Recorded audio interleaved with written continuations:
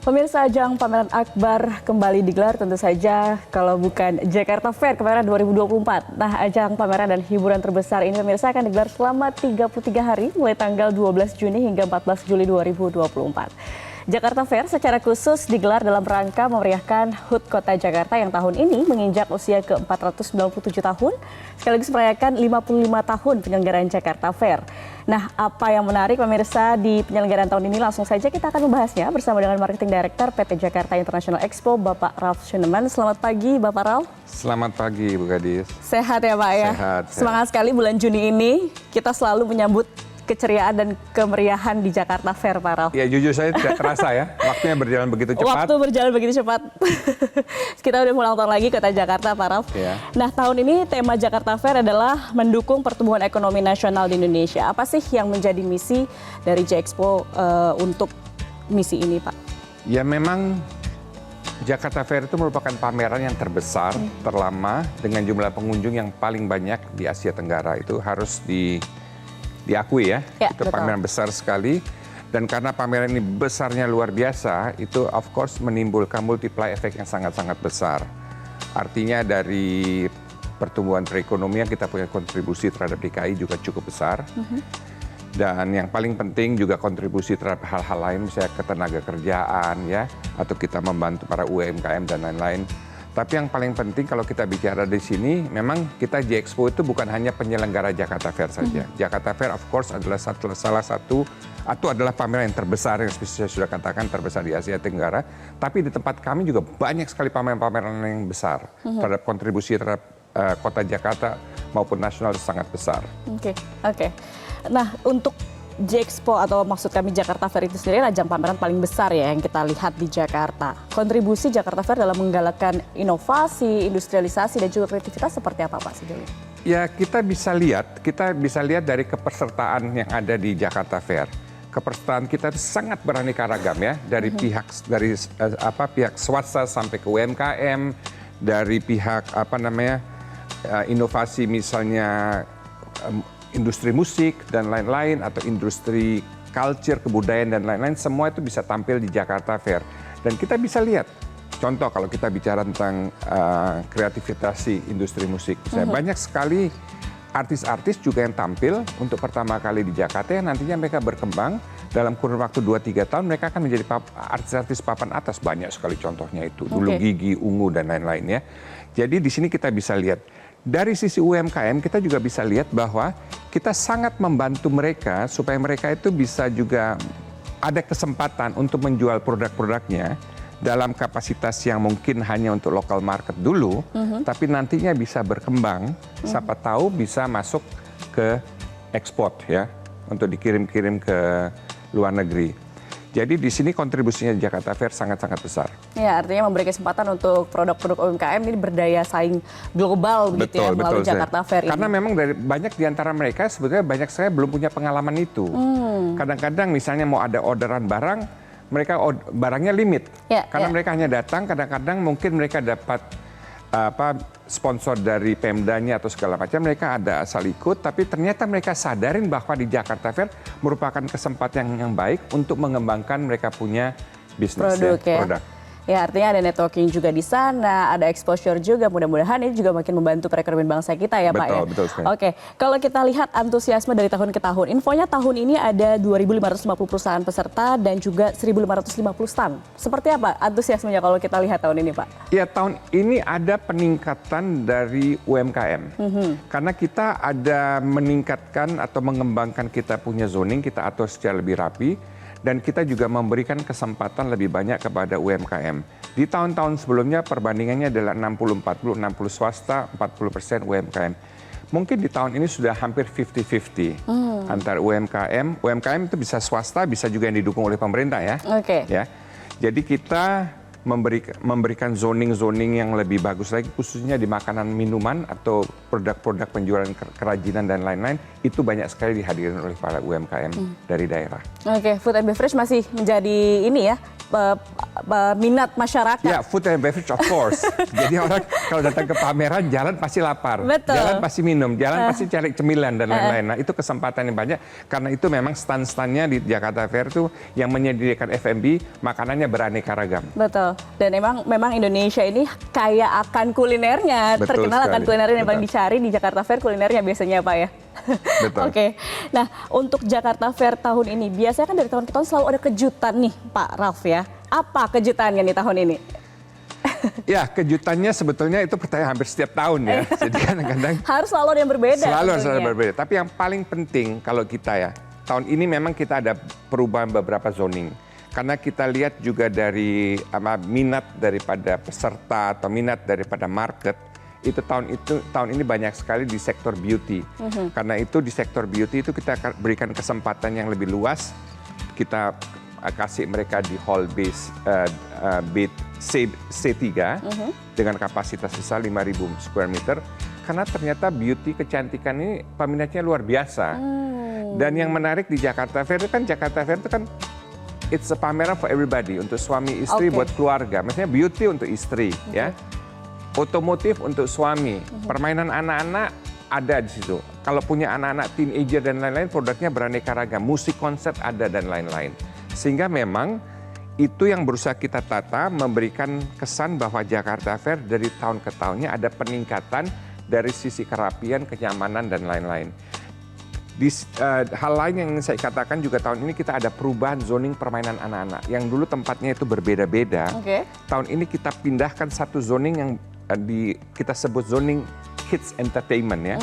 Kids Entertainment itu kita semua kasih di area Pasar Gambir di belakang, supaya orang datang ke sana atau keluarga datang ke sana bawa anak-anaknya tuh jelas permainannya semua ada di sana. Of course didampingin juga dengan F&B.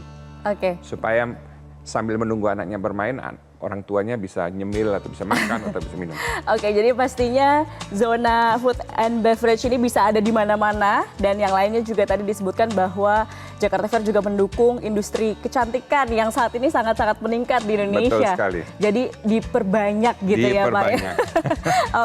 Baik Pak Ralf, kita masih akan berbincang tentang Jakarta Fair, apalagi yang menjadi poin penting di Jakarta Fair nanti. Pemirsa, kita jeda dulu, jangan kemana-mana, tetap bersama kami di Selamat Pagi Indonesia.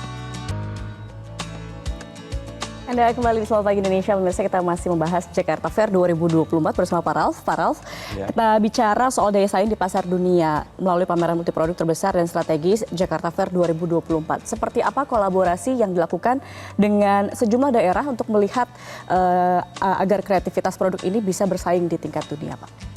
Ya, seperti saya katakan, pameran Jakarta Fair ini kan pameran terbesar di Asia Tenggara ya, untuk pameran consumer show.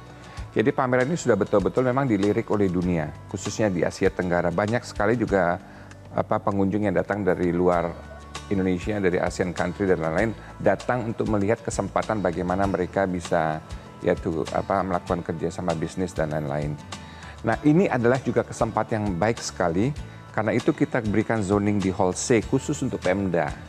Artinya kenapa kita berikan khusus untuk Pemda? Nah, di situ para UMKM bisa tampil untuk mempromosikan dia punya produk. Di sisi lain juga kita berikan kesempatan kepada Pemda-Pemda, andai kata mereka ingin mempromosikan daerahnya masing-masing untuk investasi dan lain-lain. Bukan hanya UMKM loh ya, tapi ada kemungkinan juga untuk para Pemda untuk mempromosikan daerahnya, bisnis apa yang bisa dilakukan di situ untuk investasi. Sehingga kalau ada investasi dari luar yang mau datang, mereka bisa mendapatkan informasi di sana. Jadi itu penting sekali karena kita lihat Jakarta Fair itu juga bukan merupakan pameran yang milik Jakarta saja, itu sudah global, sudah Indonesia. Jadi di situ kita berikan kesempatan kepada peserta untuk menjual produknya sesuai dengan daerahnya masing-masing. Dan kita juga bisa lihat kan, banyak sekali memang perusahaan-perusahaan yang gede-gede, otomotif semua hadir di situ. Artinya ya inilah gabungan yang manis antara produk yang kecil atau yang dari yang produk tidak besar UMKM sampai produk yang raksasa. Oke, jadi menggait semua kalangan ya. Betul, betul. Perusahaan besar, kecil, menengah, dan juga daerah. Bagaimana ya. kemudian bisa mendatangkan investor begitu ya. Oke, nah kalau bicara Jakarta Fair nih Pak Ralf tidak lengkap rasanya kalau kita tidak tanya soal hiburan. Karena yang dicari masyarakat itu biasanya hiburannya. Iya, iya. Ada apa nih di hiburannya nih? Hiburan itu kan merupakan salah satu aspek yang penting ya. Iya, betul. Salah satu pointers yang sangat-sangat penting buat Jakarta Fair, dan andai kata tidak ada hiburan kayaknya it's not Jakarta Fair. Betul. Karena itu Jakarta Fair juga sangat terkenal dengan panggung hiburannya, the main Jakarta stage, concert stage-nya itu kan. Kita lihat bahwa tahun ini yang kita lakukan pertama, kita melakukan juga mengeluarkan nama-nama yang akan tampil di Jakarta Fair dibagi atas 2 sektor. Oke. Kita tidak langsung keluarkan semua. Jadi yang kita keluarkan karena masih ada beberapa artis yang juga masih based on negotiation dan lain-lain, karena kita ingin memberikan yang terbaik. Jadi tujuan utama adalah semua artis top, bukan hanya ibu kota, di seluruh Indonesia, kalau bisa harus bisa tampil di Jakarta Fair, kecuali mereka tiba-tiba ada rekaman atau lain-lain.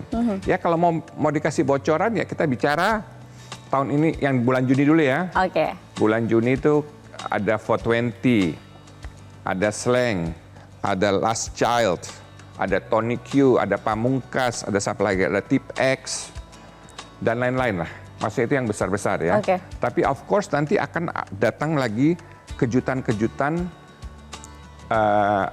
artis-artis lainnya akan kita tampilkan. Karena kadang-kadang dari sisi marketing ya lebih baik kita Simpen dulu.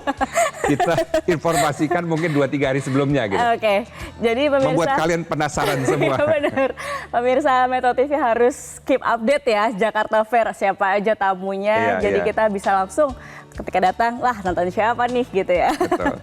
Oke, nah kalau kita kan buka tanggal 12 Juni ya Pak ya. Sementara kita minggu depan ini akan hadapi libur panjang, cuti bersama, Hari Raya Idul Adha. Soal jadwal seperti apa Pak? Apakah tetap Ya kita dibuka? akan buka tanggal 12 Juni ini. Dan besar harapan kami bahwa memang pameran ini akan dibuka oleh Presiden, oleh Pak Jokowi. Harapan besar apalagi ini adalah waktu terakhirnya beliau. Jadi kita betul-betul mengharapkan dan kita sudah berkomunikasi dengan pihak istana dan kelihatannya quite good gitu lah. Oke. Ya. Nah, untuk jadwal karena kita lihat kita akan buka di tanggal 12 dan di hari Seninnya itu kalau nggak salah Idul Adha kan. Betul. Jadi akan ada terjadi long weekend dan lain-lain. Memang kita beradaptasi juga dengan itu. Khususnya di hari Minggunya itu kan malam takbiran. Jadi malam takbiran, jadi kita dari manajemen memutuskan bahwa kita akan, karena itu hari Minggu, kita akan buka dari jam 10 dan jam 8 kita sudah tutup. Oke. Artinya jam 7 tidak ada orang boleh masuk lagi, jam 8 sudah tutup. Jadi banyak di antara mereka yang antara jam 7 jam 8 pulang supaya bisa melakukan takbiran dan lain-lain. Di hari keesokan harinya, hari Senin, kita akan buka dari jam 2 sampai jam 10 malam. Kenapa jam 2? Karena kita berikan kesempatan di pagi hari, of course, adalah hari Idul Adha, korban dan lain-lain. Oke, jadi menyesuaikan. Jadi itu menyesuaikan, itulah ada perubahan waktu. Di luar itu, kalau nggak salah semua kita bukanya rata-rata di hari Senin sampai Jumat itu dari jam 2 siang, setengah 4 sampai jam 10 malam. Oke.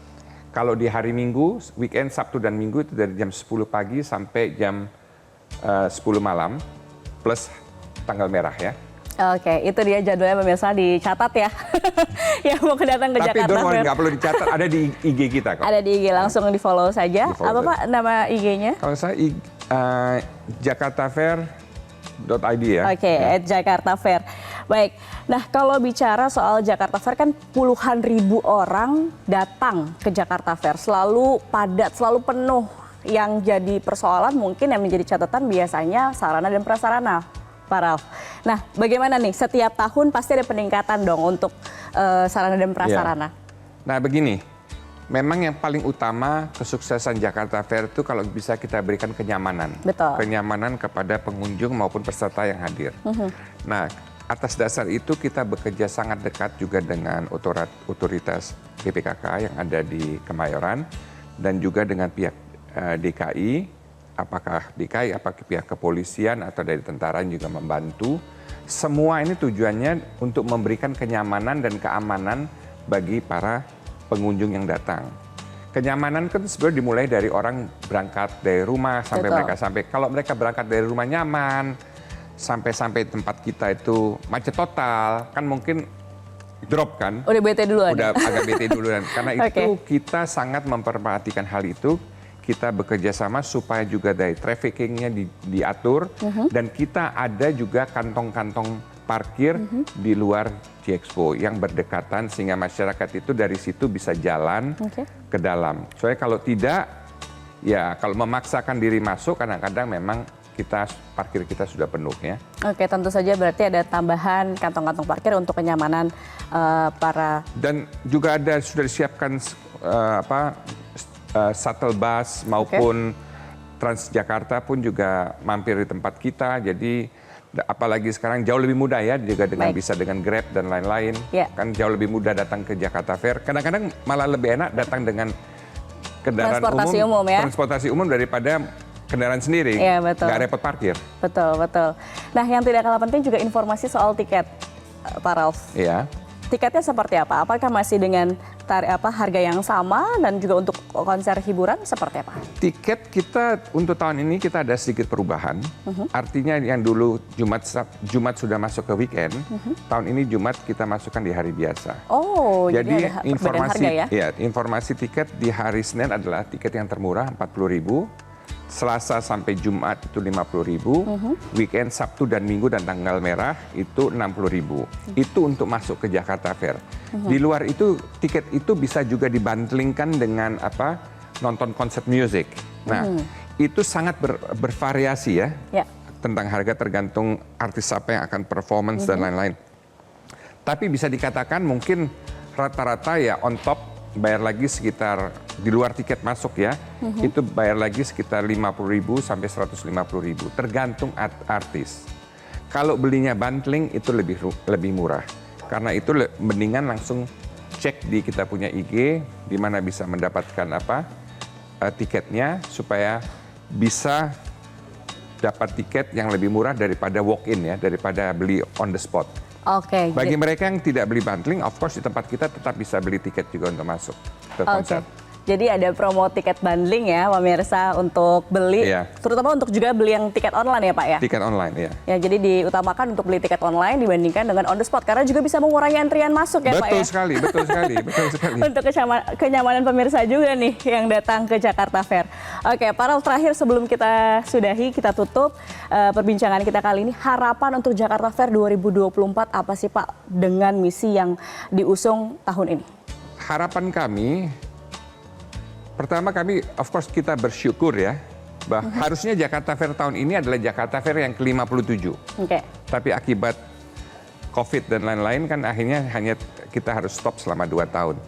Jadi harapan kami bahwa pameran ini bisa berjalan dengan baik, lancar, tertib, dan yang paling penting adalah pengunjung yang datang mereka happy. Artinya kalau mereka happy, mereka pasti akan melakukan transaksi dan lain-lain. Dan bagi para peserta yang ikut, ya kita harapkan bahwa jualannya laku. Sehingga sangat membantu perekonomian yang ada di Jakarta ini. Ya. Oke, tentu saja membantu perekonomian di Jakarta dan juga di Indonesia, Pak. Karena kita juga membantu produk Indonesia ini bisa bersaing di perekonomian global. Terima kasih Pak Ralf atas informasinya. Dan pemirsa, jangan lupa hadiri Jakarta Fair dan Anda bisa dapatkan tiketnya secara online di www.jakartafair.co.id. Terima kasih sekali lagi Pak Ralf atas perbincangannya. Dan pemirsa, terima kasih atas kebersamaan Anda. Saya Gadis Bianca, pamit undur diri. Selamat pagi, sampai jumpa. Jelajahi cara baru mendapatkan informasi. Download Metro TV Extend sekarang.